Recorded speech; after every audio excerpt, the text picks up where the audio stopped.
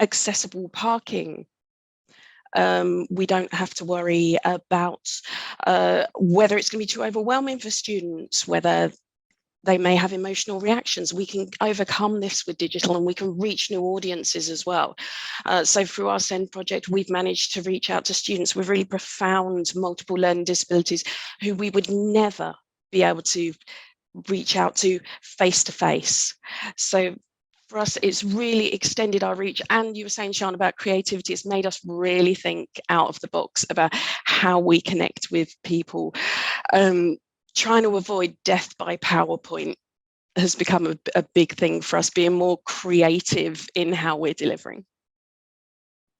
Amazing. Phill, we'll come to you. Same question. How do you define digital learning in your role? Hello, everybody. Lovely to meet you.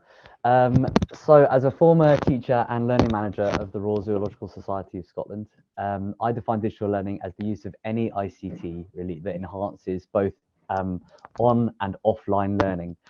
So that could be something through like a virtual learning platform. So we have Zoodle, for example, got to plug it, through something similar or that'll be familiar to a lot of schools and educators like Google Classroom or Teams, or even, like I say, that face-to-face contact through the use of VR, virtual reality, augmented reality, and other digital tools to just really augment and support learners' understanding during those face-to-face learning experiences. I think echoing Corinna as well, it's about making sure that we are trying to provide an equitable experience. So really making sure that we're meeting the needs of learners and other people around the globe. So it's really removing those geographical barriers and expanding our offer just beyond what we can do here. And as you've alluded to, and as I'm sure we'll address later, you know, to some extent our hand has been forced in that, but that's no bad thing when we look at where we were and where we are now when it comes to digital content. Fantastic. And I think that point about tools is a really key one when we think about digital. It really is one of those things, that toolbox idea I absolutely love, and I also stand by that one. Eleanor, same question to you. How do you define digital learning in your role? Hi, everybody. It's lovely to be here today. I mean, very similar to other speakers, really. Yeah, I think for me, I mean, as a digital learning manager, we're launching this new online learning resource hub. And really, one of our big goals about doing this is about extending our reach and our accessibility, being able to make a more flexible offer for schools, attracting new audiences who perhaps aren't able to visit the gallery, and really having this kind of a beacon kind of national offer for the gallery. Yeah, it's a real opportunity for us. But as you said in your intro, Sian, I mean, the gallery's been closed for 3 years. We're opening this year. It's really exciting. There's lots of new things happening. So we're also kind of dovetailing this new offer with the new schools program as well. So it's also about augmenting that and kind of having a really joined up offer. So people are able to kind of access what we have in lots of different ways that suit them. So it's kind of really allowing us to meet audience needs in the best possible way, really, and increasing accessibility, as others have already said. It's such a key point, isn't it? Accessibility, and definitely something we will talk about more in detail later on. Nathan, same question. How do you define digital learning in your role? Thank you, Sian. And digital learning is basically the use of any technology to deliver information in the best possible way. Whenever we're talking about digital learning in the school's context, we always assume it involves the use of an LMS of some sort, but it's very important to remember that learning doesn't stop in the classroom. And especially when you are teaching, teaching doesn't stop with students. We deal with professionals and people in the profession. We deal with the general public and how to attract them to our area of study. So digital learning is basically how we maximize the use of information technologies to make sure that they are as engaged as possible with the information that they want them, that we want them to learn. I completely agree. Wonderful. Thank you to all panelists. We are now open and in the room. So I don't like to talk about pandemic. I have said that before. We know that it was a shift. It's that buzzword. I feel like I play bingo at every conference about it. So instead, I'm going to ask you a bit of a wider question. How have you and your roles reacted to changes in digital learning over the last 5 years, so a little bit longer than that pandemic. And I would be a fool not to go straight to Phill, who would have been in the classroom for some of that time. And I think particularly for people listening today, who we are often in organisations that work a lot with schools, and you can give us some of that real school experience. Over to you, Phill. Yeah, so trying to put that word to one side is going to be quite a tricky thing to do, I think, reflecting on my own experience. Obviously, I can only speak for myself and the institutions and establishments that I worked with. I think for us as educators, as teachers, the idea of digital technology had always been there and buzzing away in the background of the curriculum for excellence in Scotland.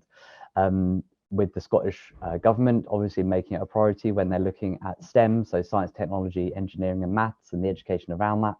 In some contexts is STEAM, if you include arts in that as well. So let's not forget that. So it's becoming increasingly prevalent, you know, and we'd started to experiment with those digital technologies.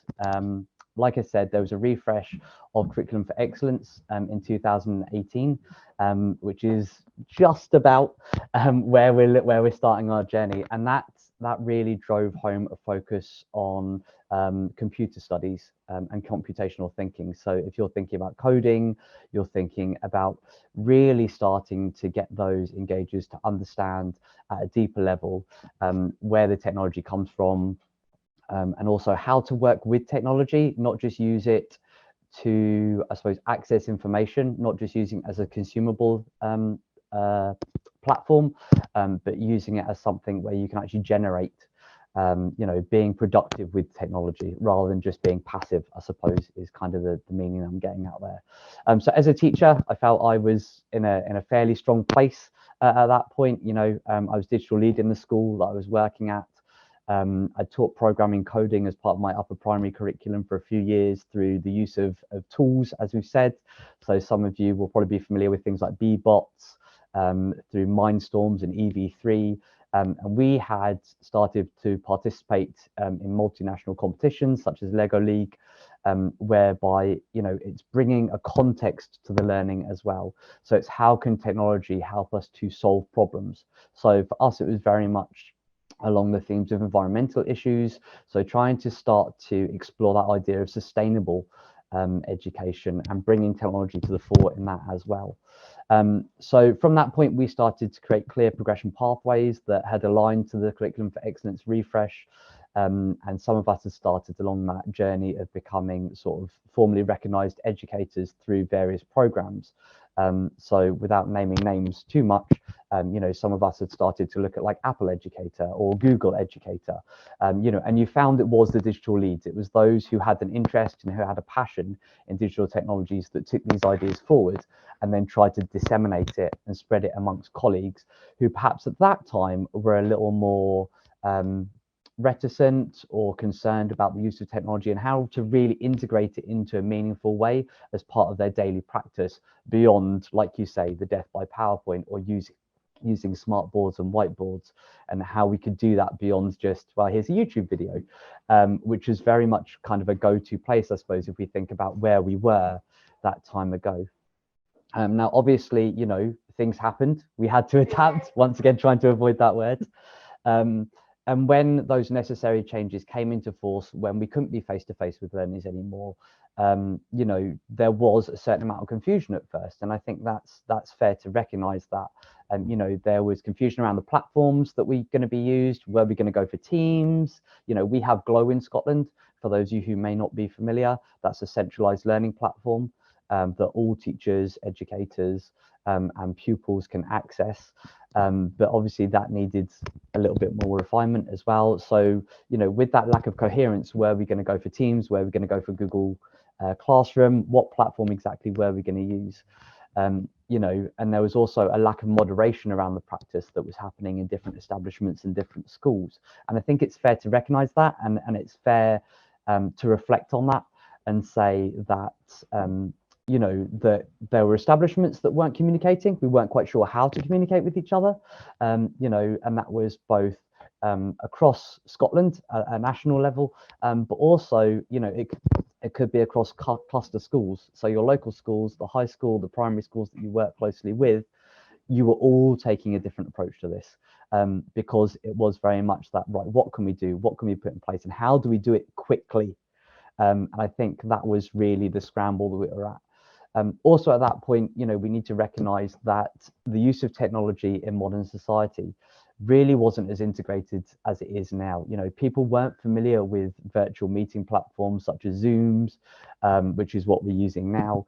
So families needed a significant level of support to access that. So that meant going and doing doorstep visits, you know, trying to doing that through social distancing protocols was always interesting, you know, taking iPads, giving them computers, giving them Wi-Fi hubs, because they didn't have it.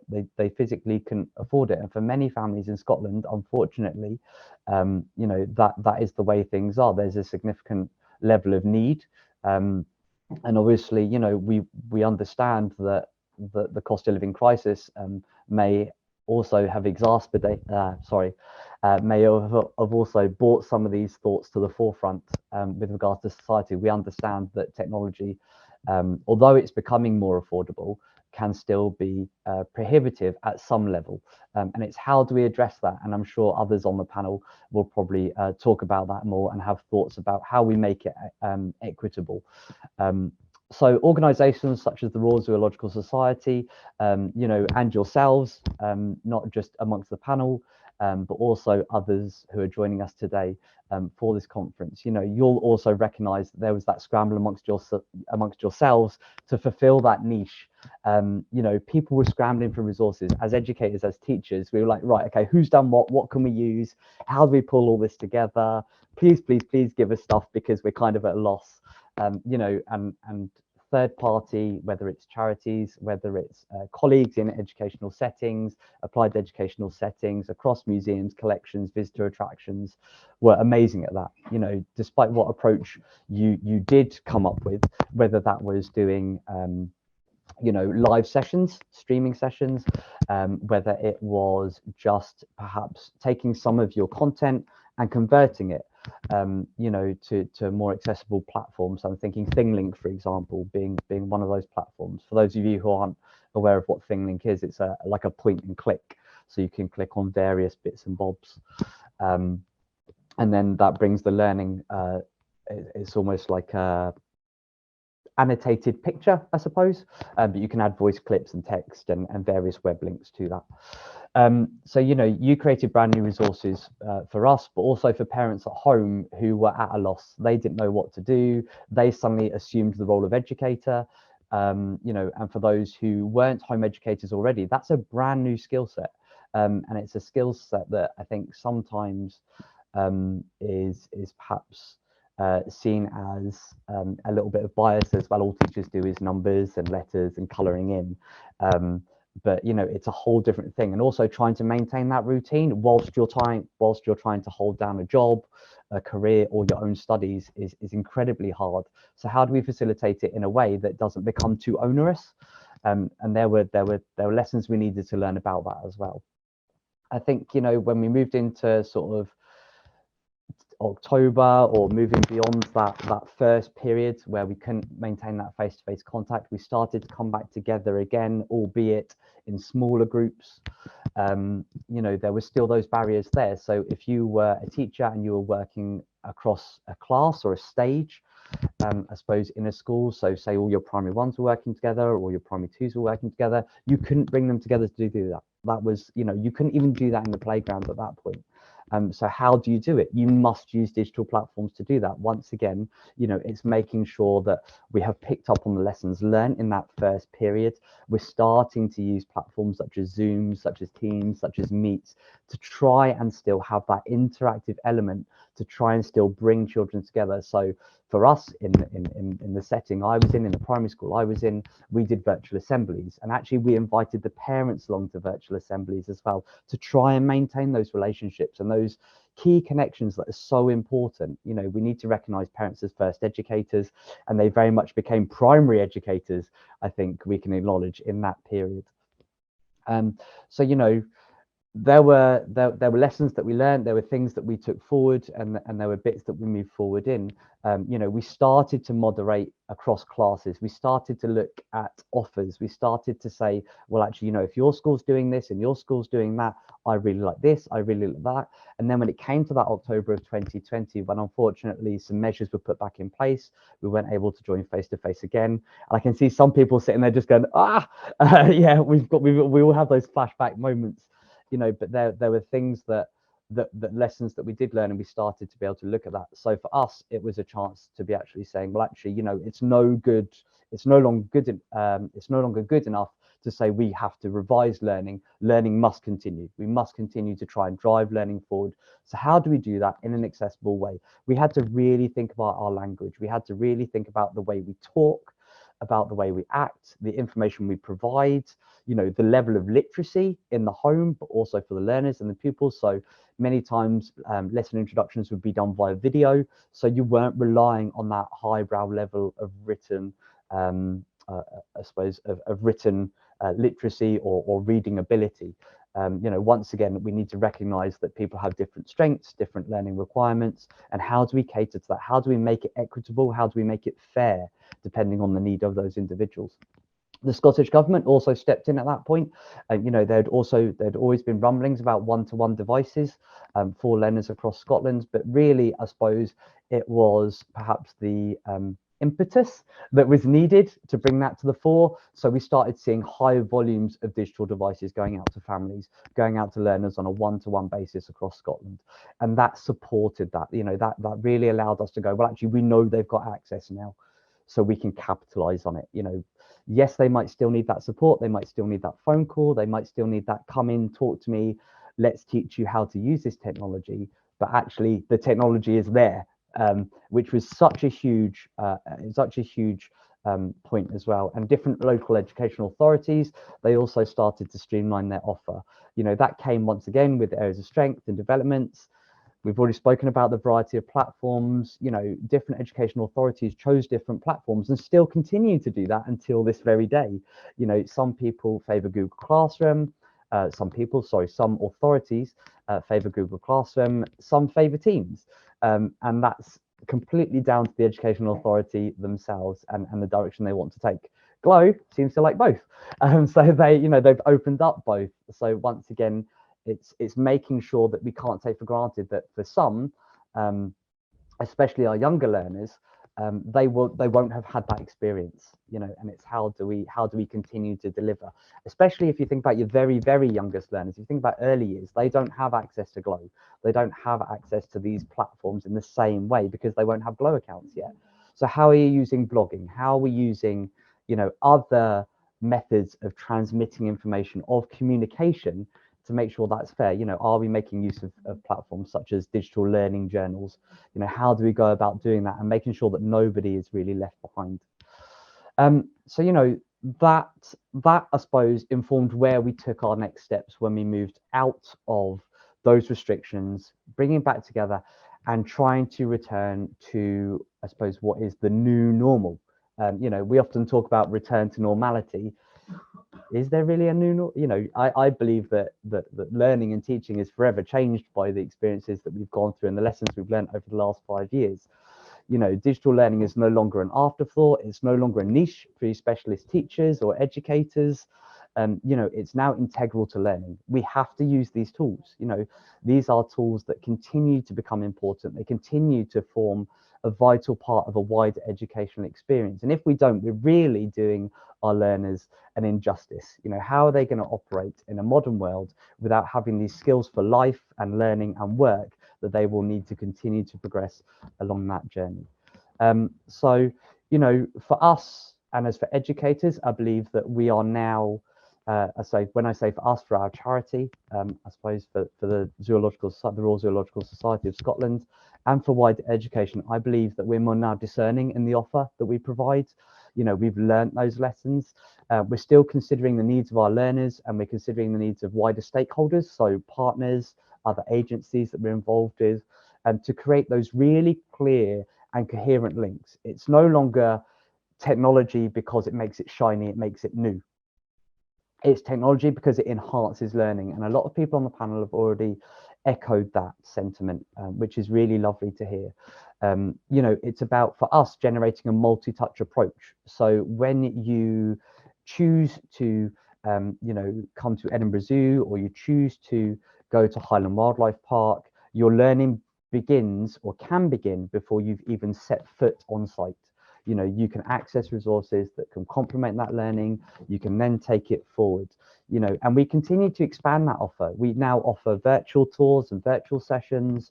You know, we can access Highland Wildlife Park and Edinburgh Zoo simultaneously within the same session. So we can talk about polar bears, and we can talk about sun bears and pandas at the same time. You know, we can talk about animals that are poles apart, we can talk about penguins, and we can talk about like polar bears again, and bring those animals together in a way that we simply couldn't do before. We didn't know how to do it, we weren't able to do it. The tools are there now, so let's capitalize on it. Let's expand that offer, and let's bring the learning to them. Let's bring the animals to them. Let's bring the environments to them. Let's create those connections with nature, with a wider audience who otherwise wouldn't be able to do that. You know, let's promote that love of nature.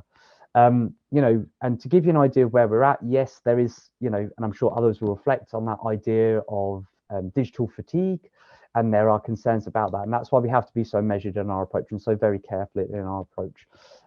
But to give you a recent example, you know, if we looked at one of our recent courses, we did a short week-long Biarza Zoo Tales virtual library, which was a celebration of literature amongst zoos and aquariums in Britain and Ireland, and it culminated on World Book Day.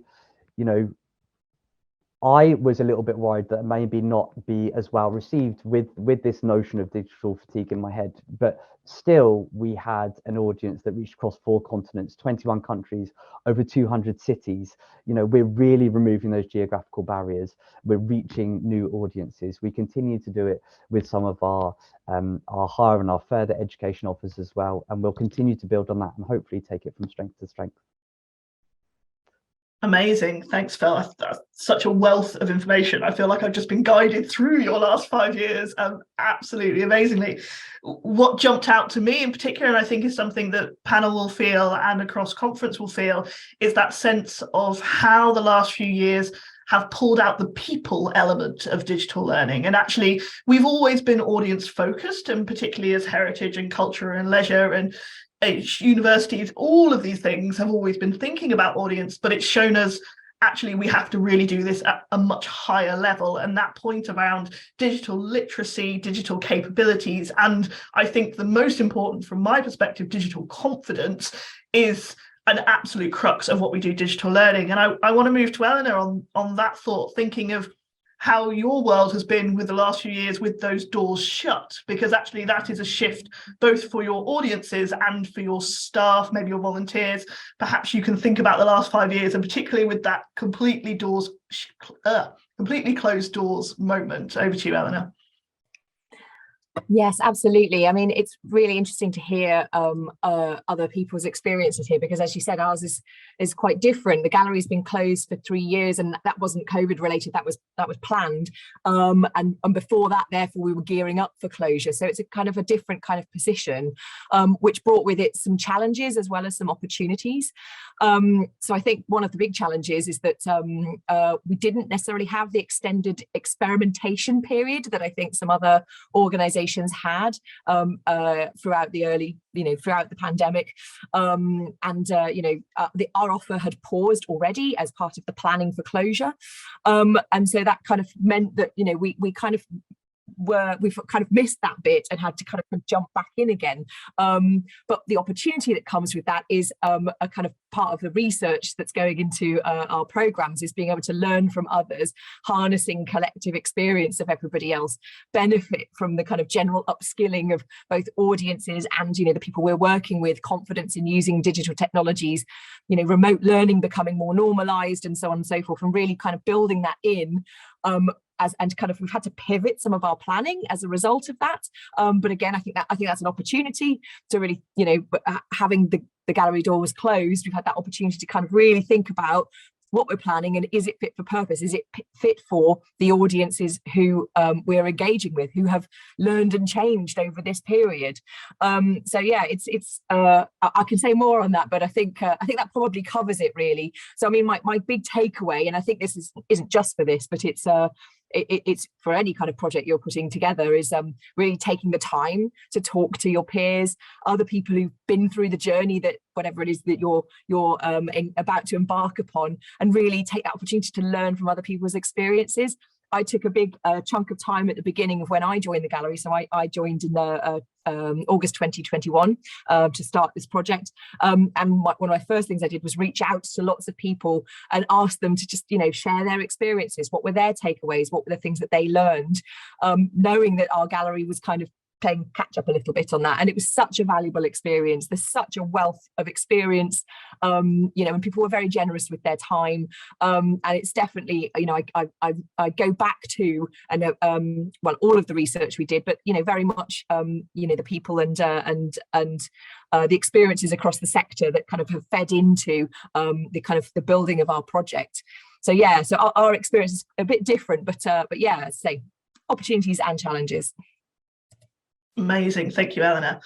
I think, I'm going to move over to Nathan now, really thinking about universities. I think publicly they've had a difficult battle over the last few years, and I think we often default to thinking about very young learners, and I think it's good to include Nathan in this conversation at this point to think actually about how it has been a challenge for adults or emerging into adults as well. So Nathan, the question to you being, how have you and your university reacted to the changes of digital learning in the last 5 years? It's actually fascinating that you mentioned adult or nearly adult learners, because sometimes there's nothing like teaching university students to make you feel a bit old, and especially when you start not being able to relate to them. I have 4 main points that I want to address in our learning over the past 5 years. The first would be, generally across the board, we've observed shorter attention spans. It might be because of the recent phenomenon of people staying at home, but we don't think it's just that. We think it's really a generational event, and could also be linked to information overload. People are just consuming too many things at once. People are being bombarded with information. So 5 or 10 years ago, it would have been sufficient to record a 1-2 hour lecture and then put it up on the LMS or put it up on YouTube. But now nobody will watch it. Nobody will listen to it. So there has been a drive to create shorter form content, whether that's in terms of dividing your lectures and dividing your lessons into 5 or 10-minute chunks, encouraging the students themselves to engage with the content, and making sure that every time, all right, we have this lesson that we work with for 5 minutes. And then after those 5 minutes, let's get your feedback. What do you think about this? So drive engagement for that particular lesson. The advantage, however, for the past 5 years has been increased engagement and the desire for increased engagement. Again, the problem has been traditionally we've resorted to static videos, we've resorted to PowerPoint presentations, and to uploading something as a website, as a lecture, and so on. Students want engagement. They want to talk with their classmates, and that's something that they miss from a physical environment. Yes, we have Zoom, we have Teams, we have Google Classroom, but at the end of the day, have you tried facilitating 10 different breakout rooms and encouraging to talk with each other? It's difficult to do, but you get so many interesting results and interesting discussions going at the same time. Before, it has also been difficult to tell a student, make me a video or make me an animation, since you used to need very specialized software, you needed to pay for the licenses. But now I get students sending me final projects that are TikTok videos, that are AI-generated animations. So it has become a lot more easy to give those sorts of interesting and creative requirements rather than just relying on the traditional methods for evaluation that we have used. The third one is something I'm very passionate about and something I've been very vocal about since last year, which is all about setting boundaries when it comes to digital learning. Whenever I have a new class, I ask my students, how do you want me to talk with you? Yes, we have the official, so for example, Google Meet or the official forum up in our LMS, but then they end up not checking it because, again, they get bombarded with information in their different classes. I ask them, do you want a Discord? Do you want a Slack channel? And then they say no, because that's where we go when we want to relax. That's where we go when we want to talk about our hobbies, not about class.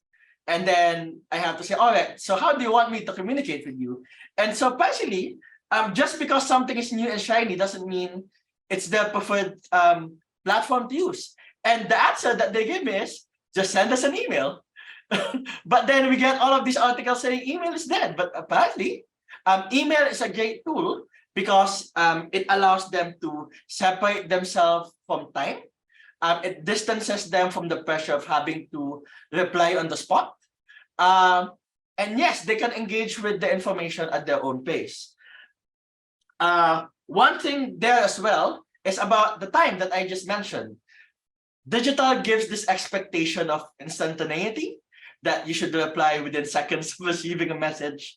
And we have to be very conscious of telling our students, work with your own time, especially for things like this, where we are in little different time zones, and being transparent with them that I may be working different hours, that you are, feel free to approach me and feel free to reply to me as you are available.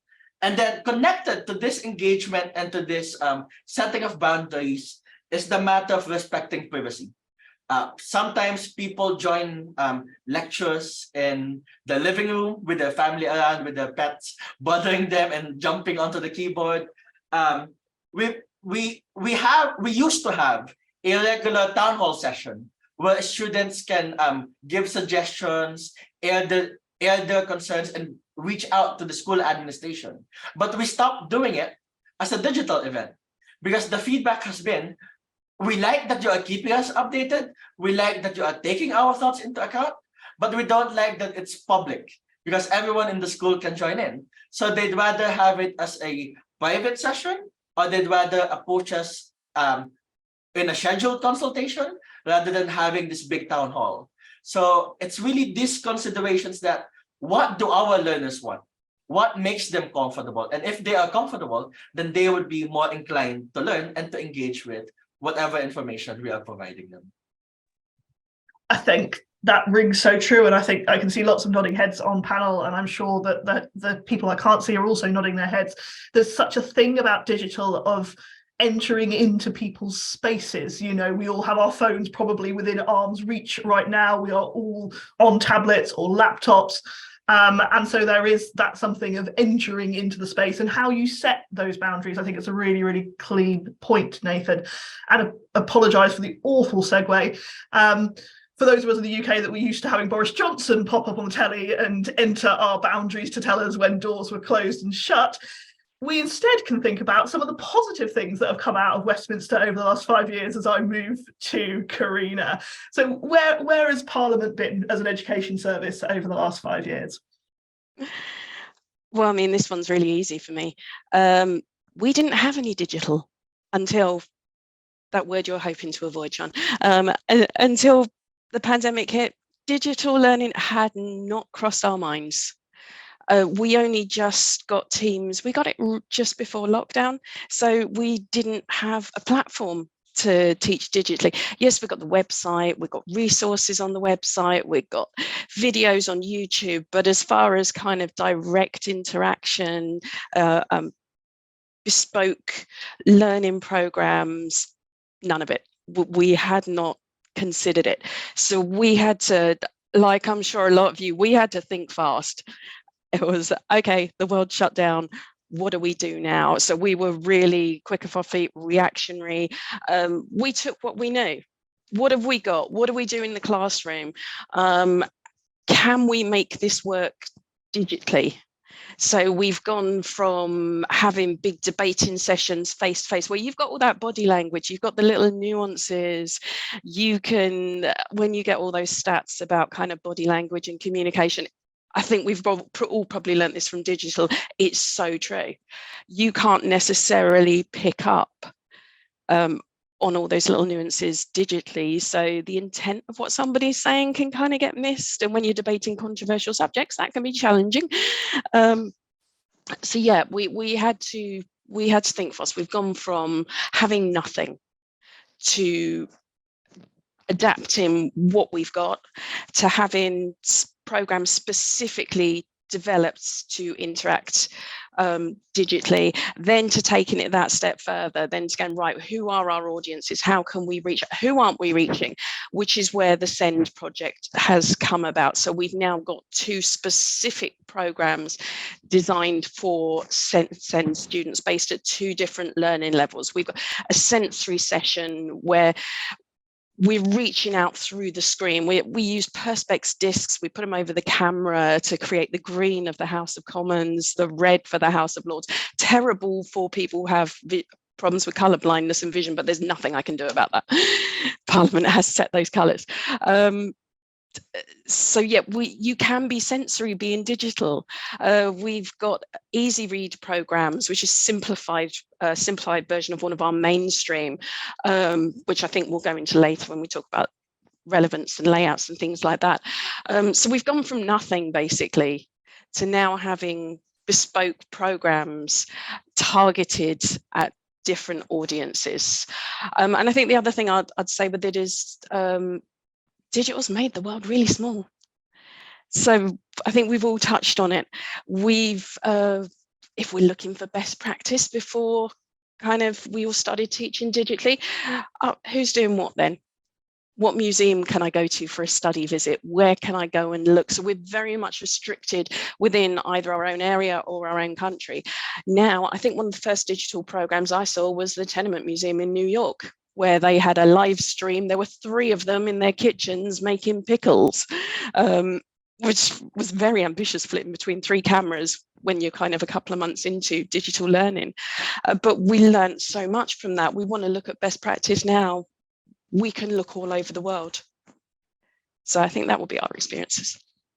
100%, and I think, Corinna, a lot of people here at Conference Day will have that same experience of you, which was there wasn't much, and now where are we? And I think it's really important to say at this point that, you know, we are such a different collection of organisations. We vary in size. You may be the only person that does digital learning. You may not even really be that. You may be, that's a tiny portion of your job. And so here, I think the point really stands about how we can learn and share and grow from each other, rather than setting any competition barriers between who's doing what and when.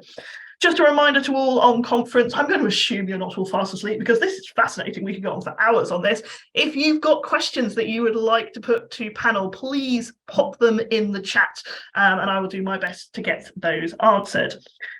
Thinking about this inception and design stage, we're now going to think about how we make sure at this stage, actually, that the offer you're doing, whether that's a program, a project, or whatever it encompasses, is going to be relevant and useful for your audience. And I'm going to jump to Eleanor first on this, because I think what you guys have got currently at the Actual Portrait Gallery is something we all envy, which is time and space to think about some of these things.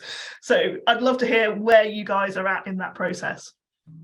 Thanks, Sian. Yes, I mean, we have the luxury of time, but I think one of the things I always find is it's never enough. Whatever time you've got, it's never enough. You always want more. But yes, we have been able to really dedicate some time to something that I think is absolutely fundamental. It's the audience research. I really feel like you just can't know your target audiences too well. So even though I've worked with schools for years, I was a teacher in a past life, and I've worked in heritage and cultural sector for 15 years in various organisations. I just never assume I know what teachers and schools want. It changes all the time. And you know, if the last 5 years has taught us anything, it's definitely that. And just really kind of constantly connecting with your target audiences and who it is we're trying to reach, really. So thinking about like who they are, I mean, I know that sounds really simple, but just, you know, I think thinking about you're just aiming for, you know, teachers or schools, or aiming for all, it all, I think, is just also means nobody. If you try and reach everybody, I think you end up reaching nobody. And so, you know, really took some time to think about who our core and our growth audiences are. So breaking down by, of course, like subjects, but also geographically, local versus national, our loyal kind of visitors who've, you know, kind of been bringing groups to the gallery for years, and those who are never used the gallery, you know, very hard to reach group, but really important to try and kind of work out what their barriers are as well. New and experienced teachers, their needs very, very different. Subject specialists or novices, just really breaking down what their needs are, but also what are their drivers, what are the barriers. And a tool that I found, well, I use lots of different tools, but this particular tool I found really helpful earlier on. And apologies, I can't remember whose tool this is, so I apologize, but do look it up. I'm sure if you Google it, you'll find the author. But a value proposition canvas, which is a fancy term, but basically working out what it is, what are the drivers for your audience, like what are the jobs that they're trying to do on a daily basis. So what is it that teachers are trying to get done in their daily lives? And it seems very simple, and I think we know on a cerebral level, but I think it's really helpful to have it written out, to think about, you know, what it is. It's delivery of the curriculum, it's about meeting all the different and varied needs of your students, and all the things I'm sure we can all imagine, and getting that down. I did it on a big kind of a virtual post-it board, and just really thinking about what those jobs are, and then really unpicking what are the barriers, what are all the things that stop them doing all of these jobs. And there are plenty of those. Time being came up again and again about how time poor our target audiences are. And again, I just think I think we wake up in the morning and of course we want everybody to think the first thing they want to do is to engage with our programs and our resources, but that isn't the case. They've got many more things. So we're really trying to kind of help. The best way to reach out to our audiences is to work out what they're trying to do and fit with that, meet those needs within the context of what they're struggling with on a daily basis. And I think that's a really important part of the research that we kind of built in, and thinking about when is it that they're reaching out for support, rather than trying to muscle in. It's like, when are they naturally reaching out? What support do they need? What are they struggling with? What resources might they need? So it isn't necessarily, what we found is it wasn't necessarily our bread and butter content that you might imagine, although that appeared in there as well. It was things that, you know, maybe there weren't that many resources about, or maybe these are difficult topics that they're really struggling with, these points that they're reaching out. This is all stuff that came out through our research, our front end research. So talking to our audiences and doing interviews and things like that, taking the time to do that.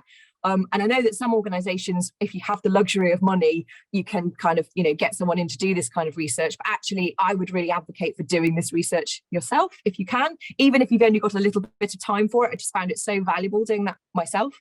I would then say as well, just front end testing. So we tested, before we did anything, we tested some of our older resources, but also some of the resources from our competitors are, you know, across the sector.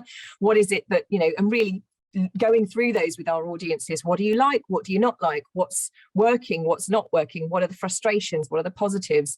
Who are the go-to offers? And testing some of those. And it was really interesting because there was lots of things in there that you'd expect about who the market leaders might be, but there was also some surprises in there too. Who is being left behind by some of these go-to resources? Because you hear a lot about, subject specialists and so on and so forth. The world is your oyster. But if you're struggling with a topic, and art is definitely something that there are a significant number of teachers who struggle with that, particularly in the primary sector, non-specialist teachers, and really listening to their anxieties and trying to meet those needs. So really understanding those are our kind of non-users. Why are they not using, and what can we do to meet that need, and trying to target that really rather than replicating what's been out there before. And we found that really, really valuable. I would also talk about where you can, taking an iterative design process. So by that, I just kind of mean testing things before you build it. Paper-based testing is really valuable. Digital mistakes are really expensive. So do it on paper. Does your idea work? So we did a lot of testing of just like, this is what we've got in mind. Is that kind of what you had in mind? Going back to our audiences, we built up a large network of teachers and other stakeholders who were engaging with us at this stage and beyond. Really, really helpful. Doesn't need to be really deep, just quite light touch, but still just really, really valuable. And actually the most important bit of that is, if it's not working, just being really honest about that, chucking it out and doing something different rather than plowing on with it because you think you've got a great idea. If it's not working for your audiences, then, you know, and we definitely threw some things to the side because we were like, oh, we thought that would work. Actually, it's not really doing what we need it to do. And then the last thing I just wanted to mention as well is, and something that I found super valuable, is building a critical friends and advisors group. We actually have a formal advisory group that meets quarterly, but it doesn't have to be formal like that.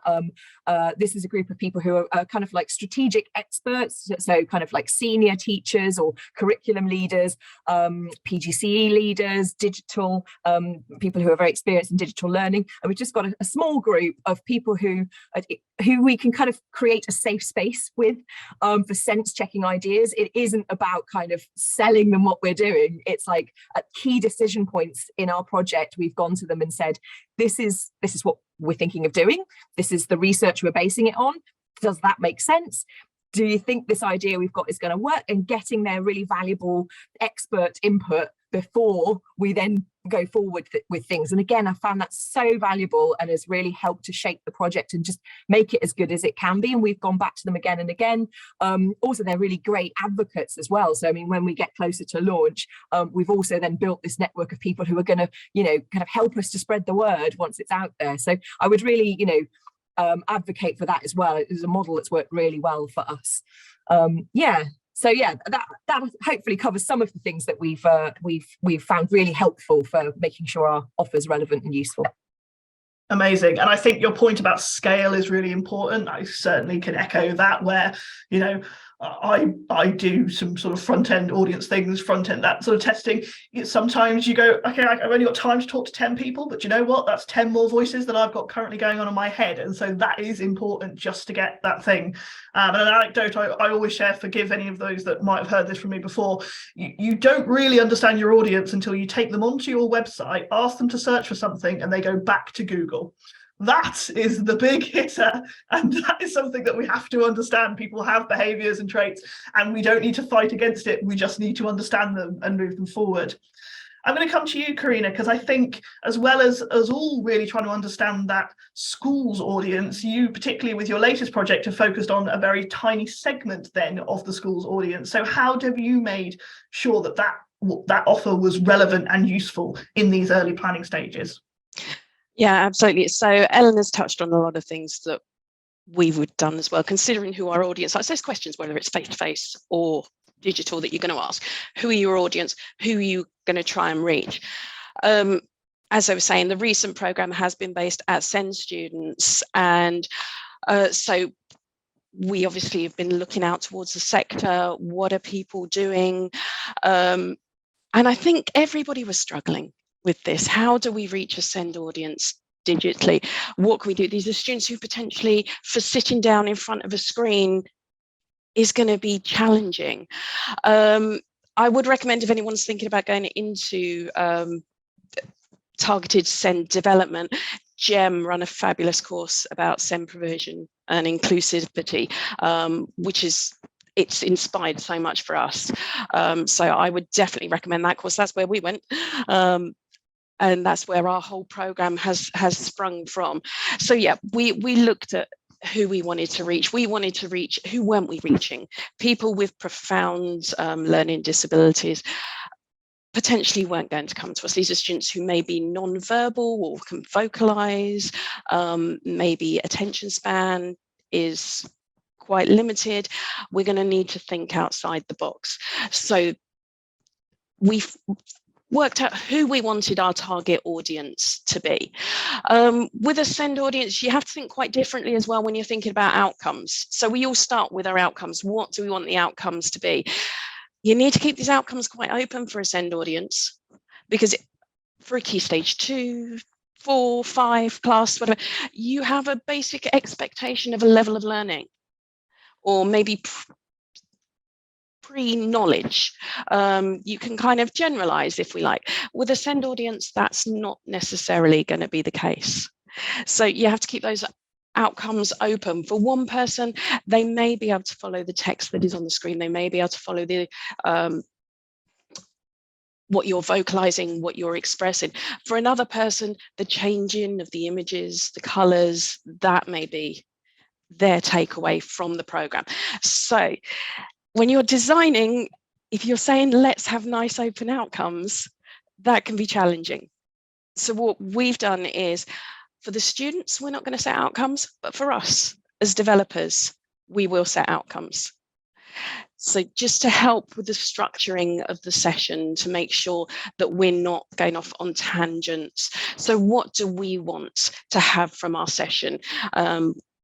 We want to cover who works at Parliament. We want to cover what they do. Simple as that. So keep those outcomes nice and simple, nice and open for students, but for yourself as developers, make sure they structure it. Also, when you're thinking about your session and how to develop it, try and be flexible with the timings for the offers. So we say our sessions, our SEND sessions will run for up to an hour, but we'll say to the students, to the teachers, how long do you think it will run for? So have the flexibility to cut sessions down, take segments out. For us, the way that we managed to do that was we had a poem. So our session is based around a poem for the sensory session. The advantage of this as well is that it's a repetitive rhythm. So for students who potentially are non-verbal, who maybe can't join in with the poem, we can use instruments and they can join in with those. You can tap out that rhythm on a table. So it opens up access to all. So again, when you're thinking about relevance to the audience, don't just think about verbal. Think about how else can students interact? What is going to be the best way for students to engage and get involved in the sessions?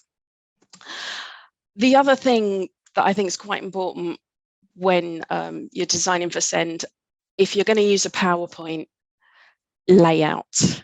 Really think about how it's structured. So for our sensory session, we have minimal text. It's image-based. We show images of the rooms. Our poem has a verse for each of the rooms that we want to talk about in Parliament, and it just has an image of that room. So we'll have a verse of the poem, then we have a sensory activity connected to it. For the easy read session, our simplified mainstream session, we use the easy read format. So if you're not familiar with easy read, I'll give you a quick basic. I'm not an expert.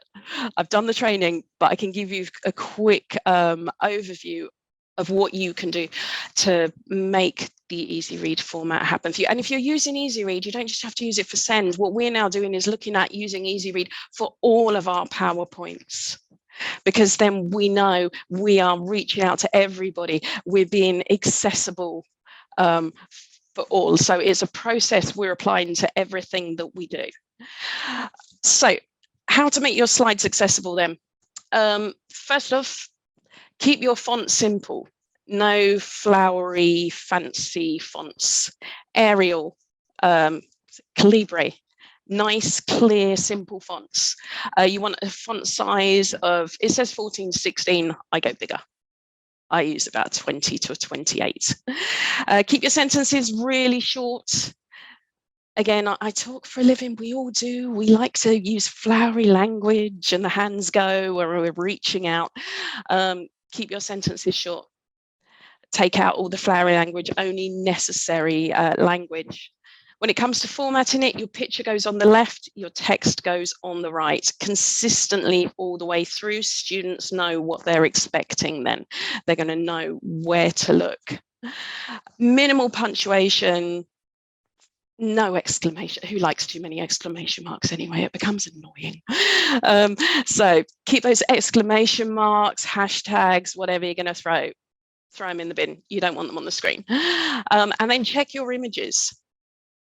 Are your images easily understood? If you're showing an image and it has, I don't know, a person having a coffee, that's what you're wanting to show, somebody having a coffee. If they're sat in a coffee shop with loads of people around them, are you conveying that? Or are you actually conveying a crowd of people, a public space? So think about your images as well. So kind of using a format like Easy Read, it's going to make it relevant to all audiences. It's going to help all audiences access that. We've talked a bit about language. Think about your language as well. In Parliament, we have our own language. It's one of the problems that we invite MPs and Lords into the ends of our session. It's great. The students can ask them questions, go for it, ask them what laws they're making, ask them what you want for your constituency. But because we have our own language, there is a tendency to use it. So to turn to Key Stage 2 students and talk about the all-party parliamentary group on the legislative process and the constitution. So don't do that. Or if you have to, I don't know, if you're in the science museum and there is no other term to explain that chemical process that you're talking to, explain it afterwards, use that term. Or make that word into a game, break it down into syllables, clap those syllables out. That word is going to stay in the brain a lot more by doing that than just using a word, throwing it away and move on. So really think about your language. I know Eleanor talked about partnerships, but this was something we did as well.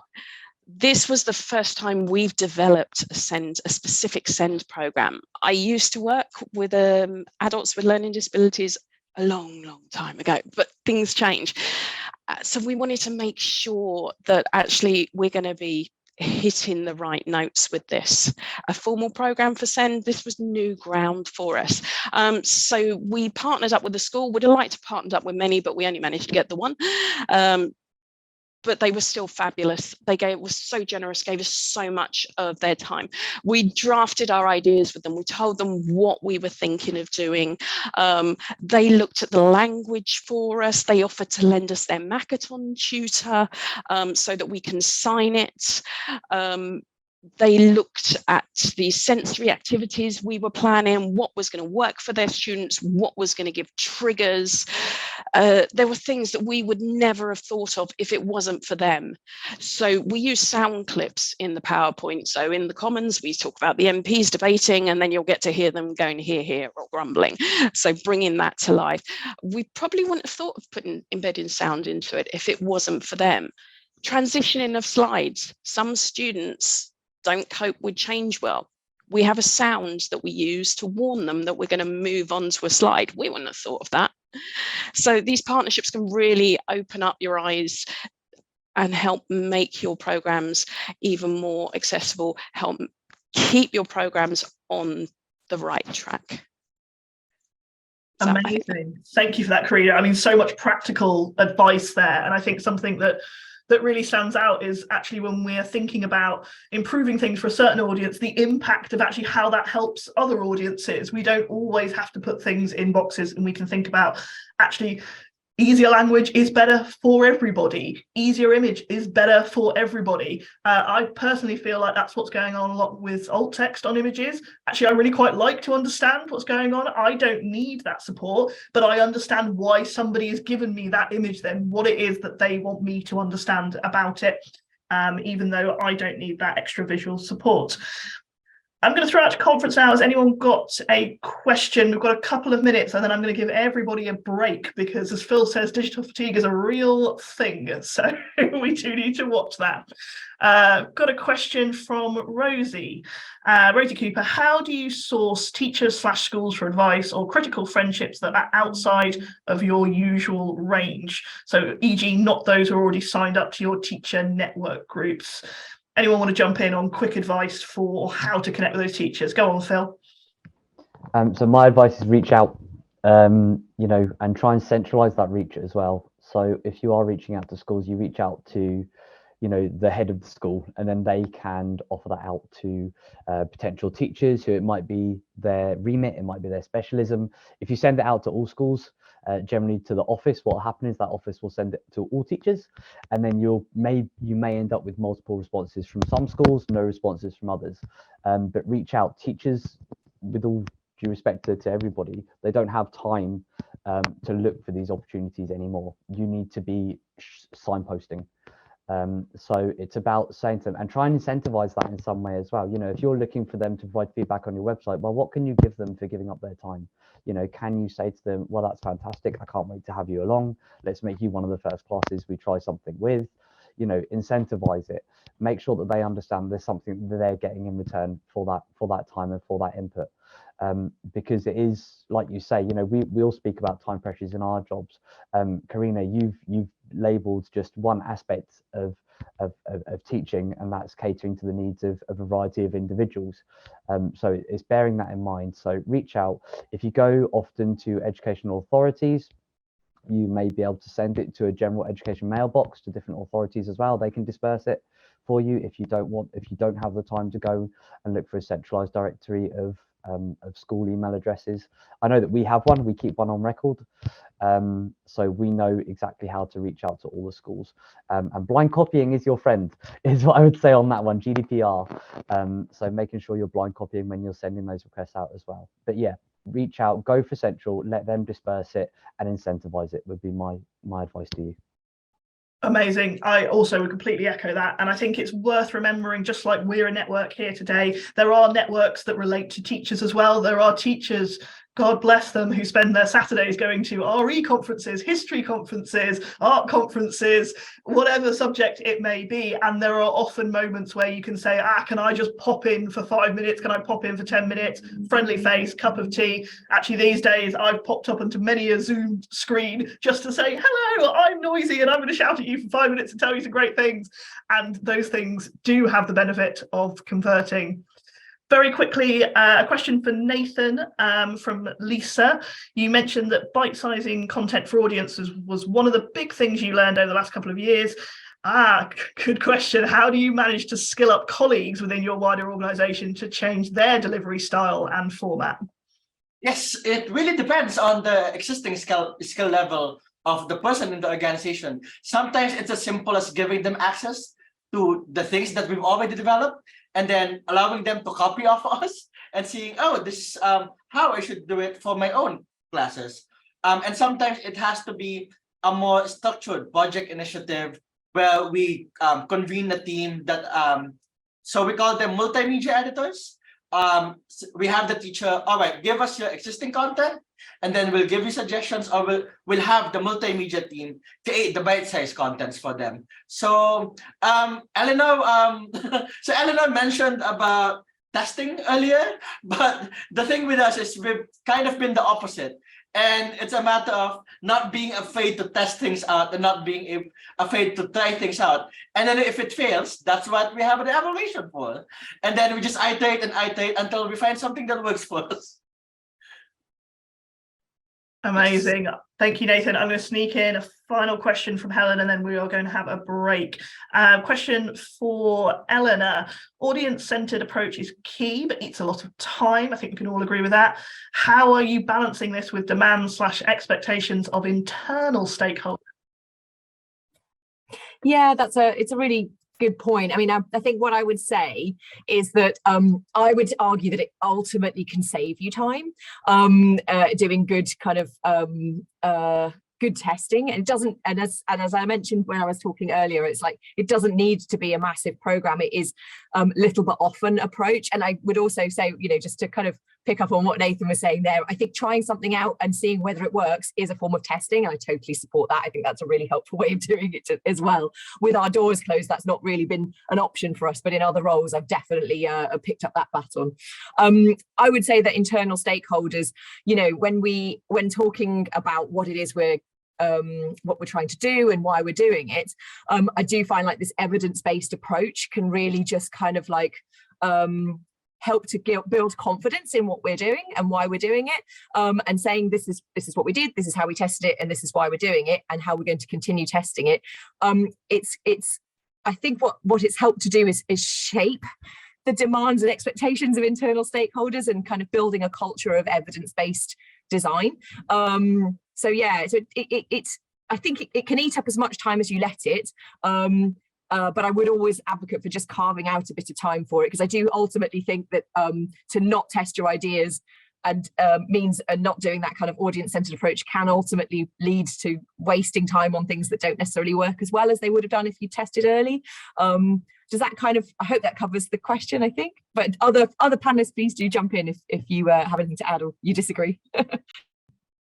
I think that's spot on, Eleanor. I would add to that, I regularly use the phrase test and learn with internal stakeholders. I think it's often about taking them on the journey about why you are doing things, and that saving time point is a really good one. Anything which, you know, can prove this is better for the longer term process is often a convincer for internal stakeholders.